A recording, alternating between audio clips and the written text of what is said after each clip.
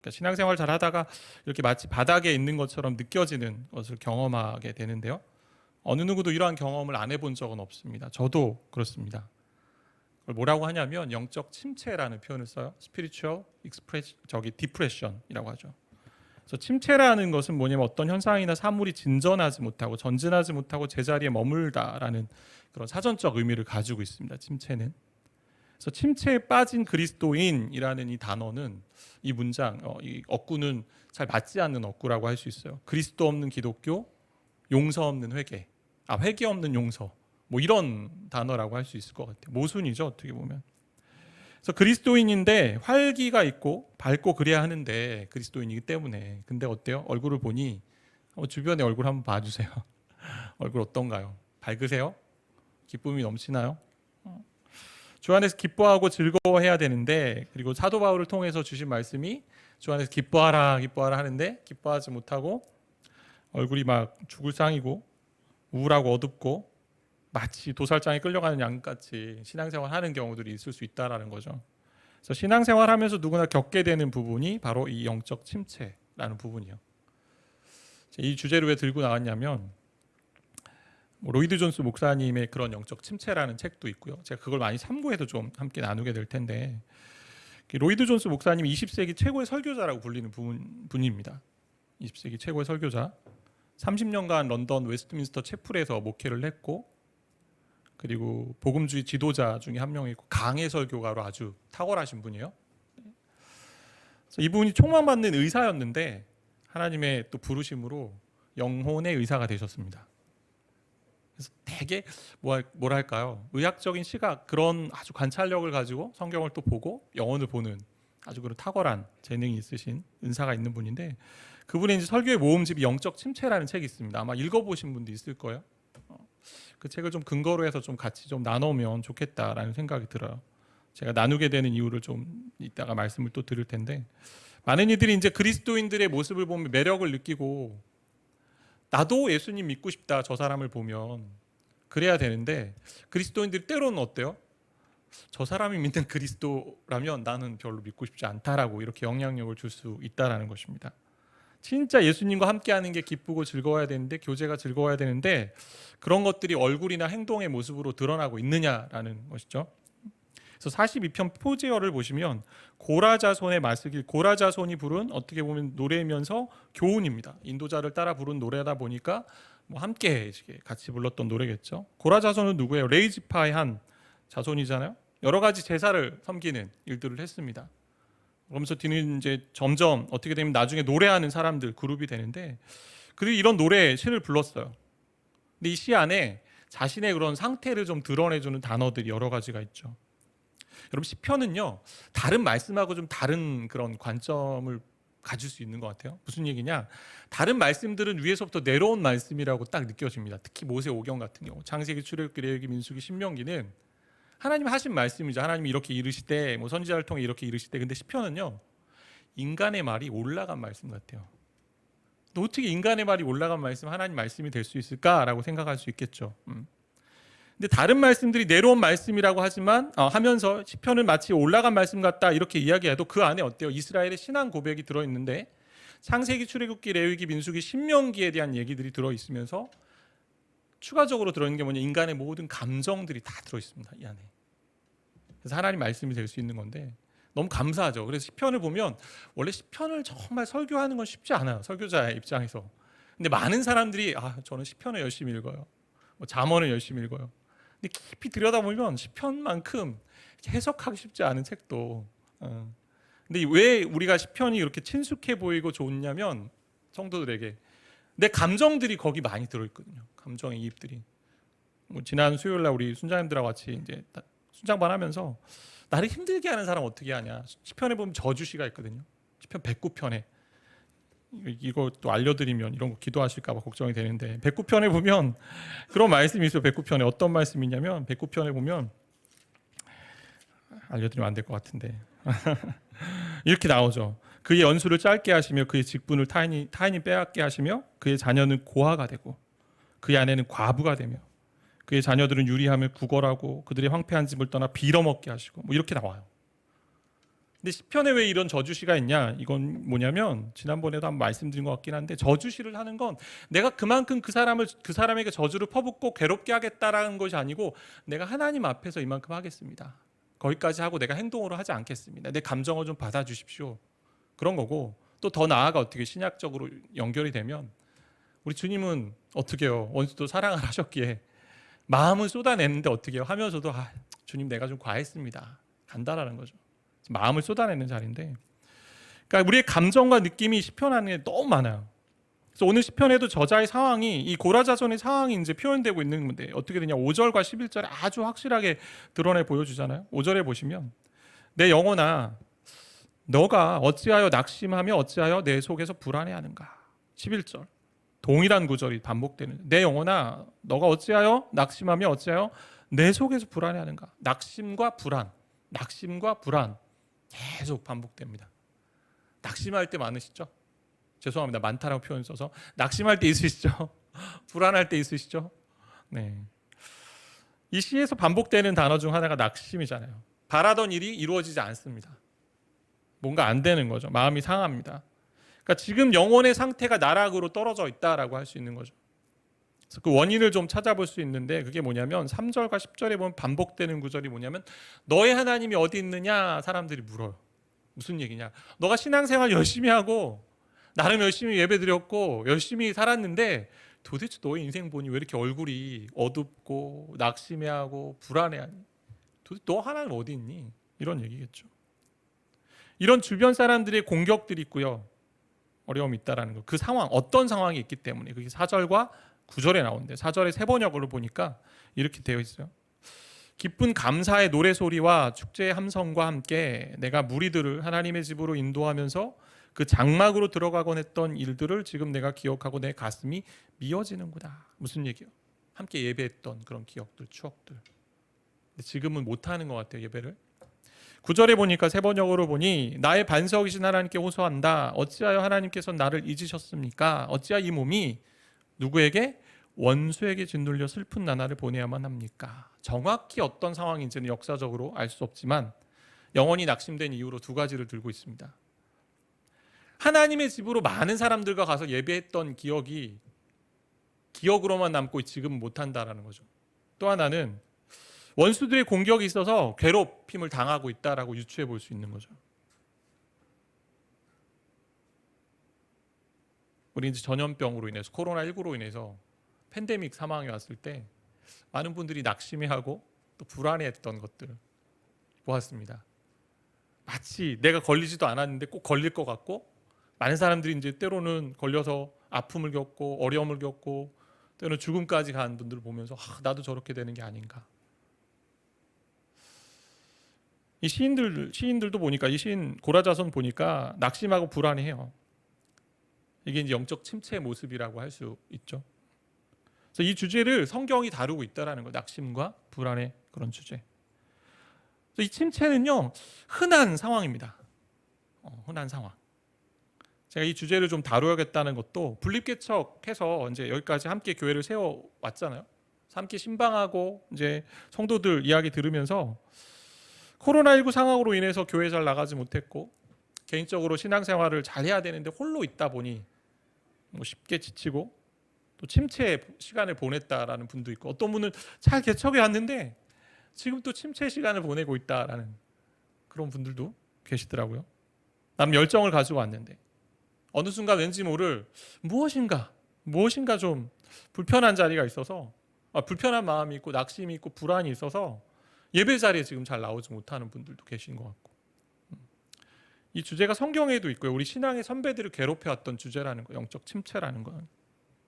그래서 다뤄야 된다는 거고.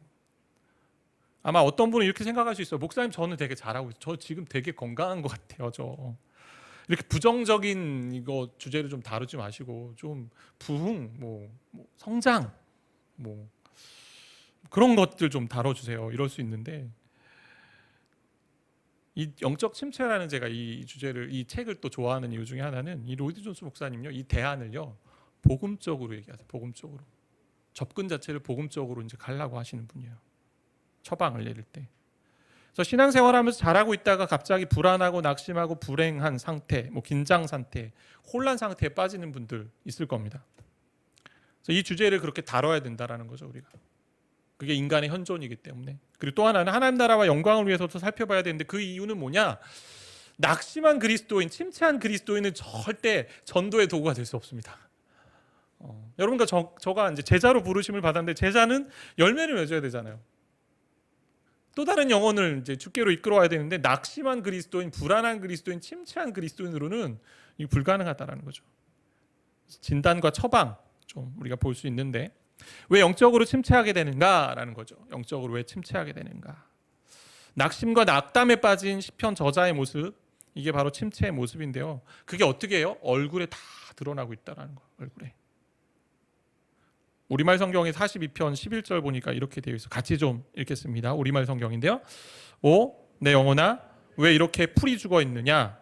왜 이렇게 내 속에서 불안해하느냐? 너는 하나님을 바라라. 내가 오히려 그분을 찬양하리라. 그분은 내 얼굴을 도와주시는 분이시며 내 하나님이십니다. 얼굴이란 단어가 여러 번 나와요. 원어적으로. 얼굴에 드러나는 거죠. 낙심하고 침체가 있으면 얼굴이 어둡고 찌그러져 있고.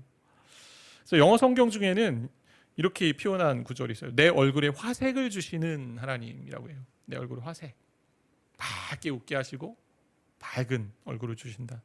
그러니까 침체하거나 불행을 느끼면요, 본인이 원하든 원하지 않든 어떻게 돼요? 얼굴에 드러난다라는 거예요. 옆 사람 한번 보세요. 잘 웃고 있나? 혹시 침체? 이렇게 지적하라고 이거 알려드리는 게 아니고 자신을 좀 보라고 하는 거잖아요. 그죠? 반면 하나님과 좋은 관계를 누리고 건강한 관계를 누리고 있는 사람은 얼굴에 드러납니다. 목사님 얼굴을 보니까 행복해 보이세요. 이럴 수 있잖아요. 그죠? 42편의 시인, 온갖 어려움을 홀로 다 진 사람처럼 이제 느껴집니다. 그러니까 어떻게 해요? 3절에 보니까 눈물이 주야로 흐르고 내 음식이 됐다라고 얘기해요.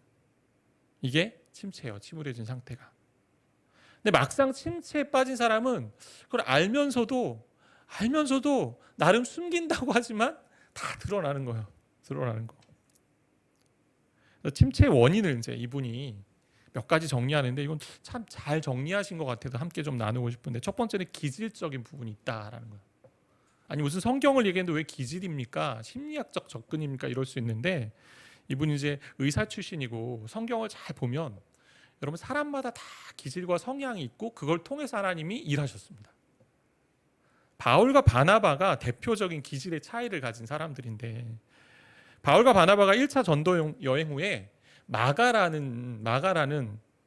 요한을 2차 전도 여행에 데리고 가자 말까, 이걸 가지고 서로 실갱이가 있었습니다.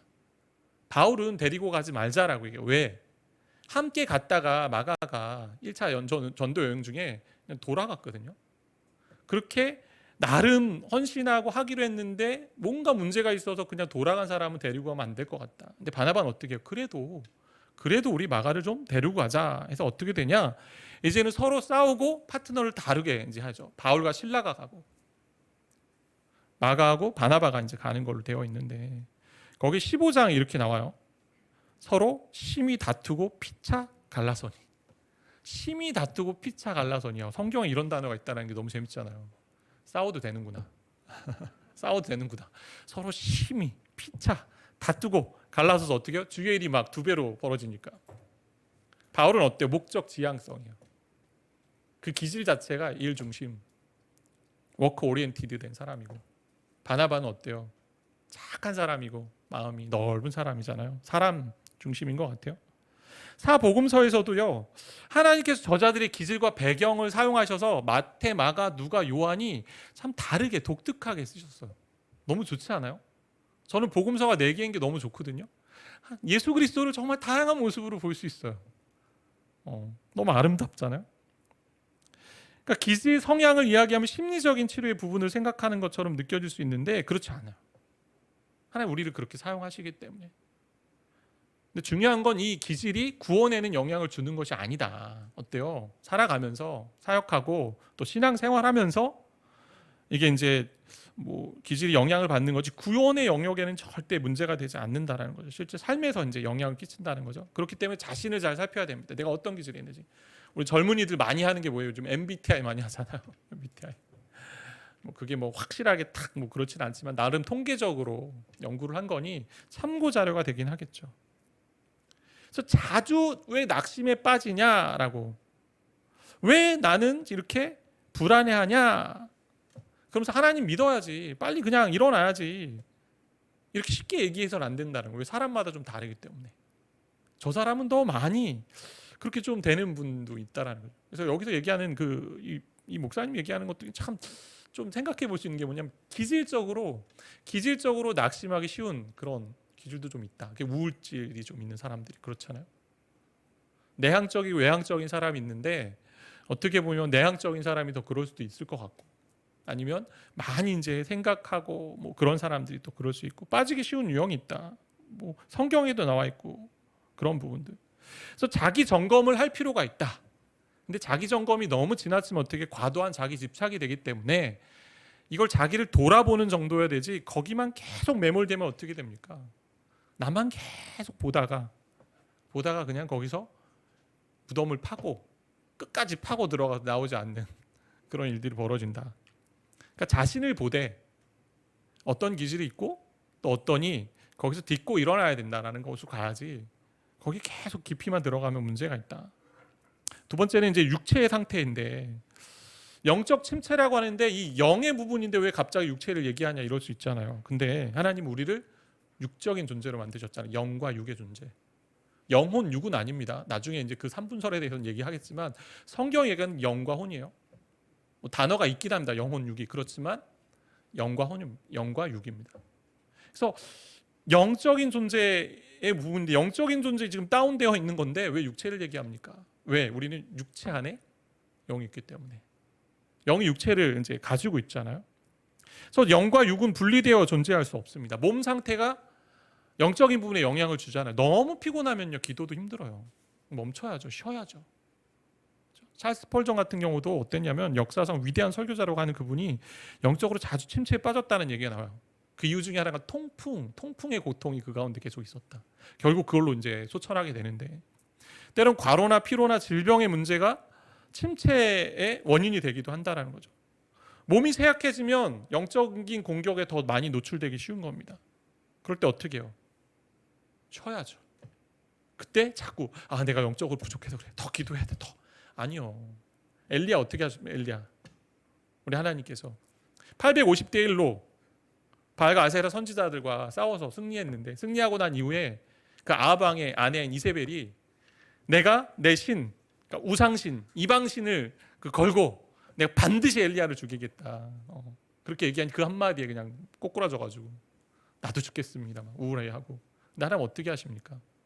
일단 먹이세요. 쉬게 하세요.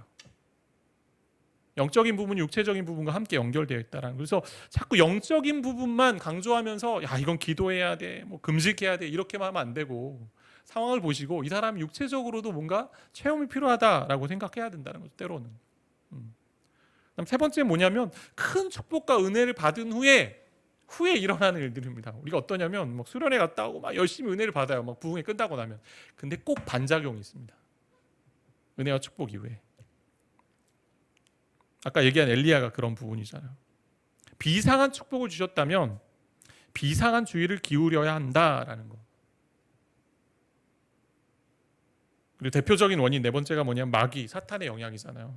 사탄이 우리의 이런 부분들을 다 이용하고 있습니다. 다 이용합니다. 왜? 사탄은 하나님의 백성이 성장하지 못하도록 막길 원하기 때문에. 그래서 이렇게 침체하고 가라앉은, 마치 잠수 타는 이런 신자들을 통해서 알리고 싶은 거예요. 거봐, 예수님 믿어도 다 저렇잖아. 예수님 믿는 사람들 다 저러네. 너희도 믿지 마. 이런 거죠. 근데 정말 침체의 큰 원인을 뭐라고 얘기하냐? 불신앙이에요. 불신앙. 하나님 믿지 않는 거. 모든 걸 통해서 다. 그래서 오늘 처방을 어떻게 얘기할까? 5절 11절에 반복되는 구절이 뭐예요? 너는 하나님께 소망을 두라. 하나님께 소망을 두라. 이 말씀이 어떻게 되고 있습니까? 오늘 42편을 1절부터 쭉 읽어보면요, 5절과 11절은요 마치 다른 사람이 이야기하는 것 같아요. 그러니까 내 안에, 내 속사람 안에 두 가지 음성이 있는 것 같아요. 한쪽에선 나 낙심해, 불안해 이러고 있는데 또 한쪽에선 오늘 뭐라고 나와요? 야, 내 영혼아, 너 왜 어찌 약심하고 어찌 내 속에서 불안해하니? 너 하나님께 소망을 둬. 내 얼굴을 도우시는 그 하나님으로 인하여 찬송하고 힘을 얻어라고 얘기하잖아요. 두 가지 이 목소리가 있다라는 거죠. 이걸 어떻게 표현하냐? 자아가 우리에게 말을 걸게 하지 말고 우리가 자아에게 말을 걸어야 된다. 이게 좀 복잡한 얘기잖아요. 쉽게 얘기하면 뭐냐? 내 속사람, 불안해하는 속사람이 말하게 하지 말고 하나님을 신뢰하고 믿는 그 믿음의 소리로 이 불안해하는 속사람에게 얘기해라라는 거예요. 뭘로? 하나님의 말씀으로 우리가 해야 되는 거. 하나님께 소망을 둬라. 하나님께 소망을 둬라. 그러니까 1절과 2절처럼 처음 문맥에 이제 얘기를 하는데 하나님이여 사슴이 시냇물을 찾기에 갈급한 같이 내 영혼이 주를 찾기에 갈급하니이다. 내 영혼이 하나님 곧 살아계신 하나님을 갈망하나니 내가 어느 때에 나아가서 하나님의 얼굴을 배울까. 어떻게 보면 얼굴을 배울까, 어떻게 배울 수 있을까, 불안한 마음의 고백이고 뵙기 어려운 것 아닌가라는 낙담의 고백일 수 있지만 우리가 좀 뒤집어 본다면 진짜 하나님께 소망을 두는 그런 자가 하나님을 갈망하고 찾아가서 그 주시는 말씀을 가지고 나한테 선포하라는 거예요.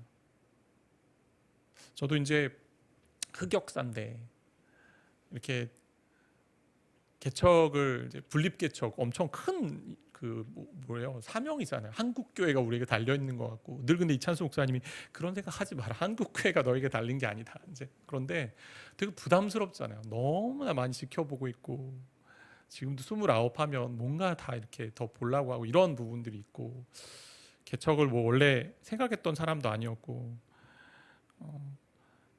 그래서 그런 가운데 참 불안해하고 걱정하고 근심했던 그런 시간들이 좀 있었어요. 준비하면서 개척을 눈에 잡히는 것도 없고 이제 분당 우리 교회 왔는데 1년 동안 뭐 성도들 만난 것도 다 이렇게 줌으로 화면으로 만났거든요. 저도 작년에 여러분을 뵌 거예요. 분당 우리 교회 오신 분들도 새로 오신 분들이 그래요. 아 목사님 그래도 분당 우리 분들하고 오대 교제해서 제가 새로 와서 제가 낯설고 힘들죠. 제가 그랬죠. 다 낯설다고 지금 우리는 불과 이제 얼굴 맞대고 얘기하는 건데 근데 그럴 때 어떻게 해야 돼요? 말씀이 들어와야 되잖아요. 근데 스스로 자꾸 안 돼. 힘들어. 이 부정적인 자아의 소리에 그냥 휘감아져서 근데 그때 어떻게 말씀을 가지고 너는 하나님께 소망을 둬. 하나님께 소망을 둬. 그래서 어떻게 해요? 유초등부 설교 때 그런 얘기 했는데 그렇게 이제 행동인데 불안 끝 걱정 근심 빠샤. 그렇게 하나님께 소망을 두자라는 격려를 하고 내 자아에게 주의 말씀을 들려주는 인생이 될 때 우리가 계속 떨어지는 것 같을 때 다시 올라오는 그렇게 신앙 여정을 저와 여러분이 걸어가길 바라고 축복합니다.